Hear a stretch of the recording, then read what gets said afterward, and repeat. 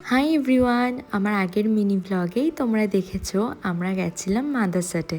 এই রেস্টুরেন্টটা না অনেকটাই বড়, তো আগের বার যখন গেছিলাম অন্য একটা সাইডে আমরা বসেছিলাম, আর এইবারটা বসেছি তার অপোজিট একটা সাইডে। এখানকার ভাইবটাও বেশ অ্যাস্থেটিক। প্রথমেই চলে এসছে চিকেন চিজ পিৎজা, তবে এই পিৎজাটা নেওয়া হয়েছিল শুধুমাত্র আমার দিদির জন্য, যেখান থেকে পরে আমার বাবাও একটু ভাগ বসিয়েছে।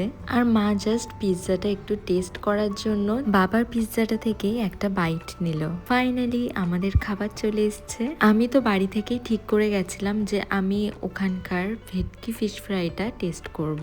আর আমি ফিশ ফ্রাই খাবো বলেছি যখনই, সবাই তখনই ফিশ ফ্রাই খাওয়ার ইচ্ছা জানালো, তো বাবা সবার জন্যই ফিশ ফ্রাই অর্ডার দিয়েছিল।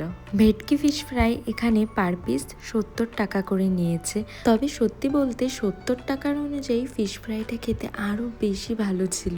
আমাদের নেক্সট আইটেম চলে এসছে পাপড়ি চাট। মাদারসাটে গেলে আমি তোমাদেরকে একটা খাবার খাওয়ার জন্য রিকোয়েস্ট করব, আর সেটা হলো এই পাপড়ি চাট। বিশ্বাস করো, এটা একবার খাওয়ার পর মনে হবে তুমি আবার অর্ডার দাও, তুমি আরো খাবে। এত টেস্টি যে কি বলবো। স্টার্টারেই আমরা এত কিছু খেয়ে ফেলেছি যে মেন কোর্স খাওয়ার জন্য আমাদের পেটে আর খুব একটা বেশি জায়গা ফাঁকা ছিল না।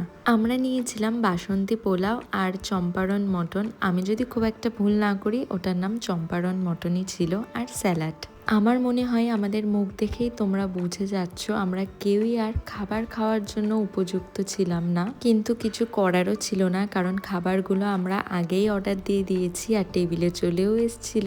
আর আজকের এই পুরো ট্রিটটা দিচ্ছে কিন্তু আমার বাবা।